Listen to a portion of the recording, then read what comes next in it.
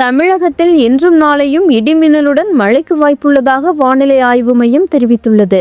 குறிப்பாக செங்கல்பட்டு, விழுப்புரம், கடலூர் உட்பட 4 மாவட்டங்களில் இன்று கனமழைக்கு வாய்ப்புள்ளதாகவும், சென்னை மற்றும் புறநகர் பகுதிகளில் இன்று மழை தொடரும் எனவும் வானிலை ஆய்வு மையம் தெரிவித்துள்ளது.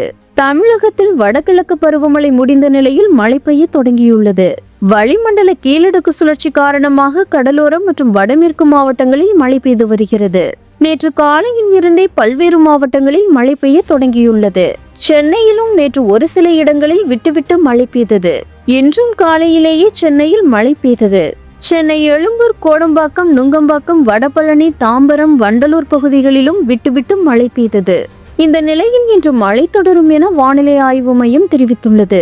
குறிப்பாக செங்கல்பட்டு, விழுப்புரம், கடலூர், திருவண்ணாமலை மாவட்டங்களில் இன்று கனமழைக்கு வாய்ப்புள்ளதாக வானிலை ஆய்வு மையம் தெரிவித்துள்ளது. சென்னை மற்றும் புறநகர் பகுதிகளில் இன்று மழை பெய்யும் என்றும், நாளை தமிழகத்தில் சேலம், செங்கல்பட்டு, கள்ளக்குறிச்சி, திருவண்ணாமலை, விழுப்புரம் உட்பட 9 மாவட்டங்களில் கனமழைக்கு வாய்ப்புள்ளதாகவும் வானிலை ஆய்வு மையம் தெரிவித்துள்ளது.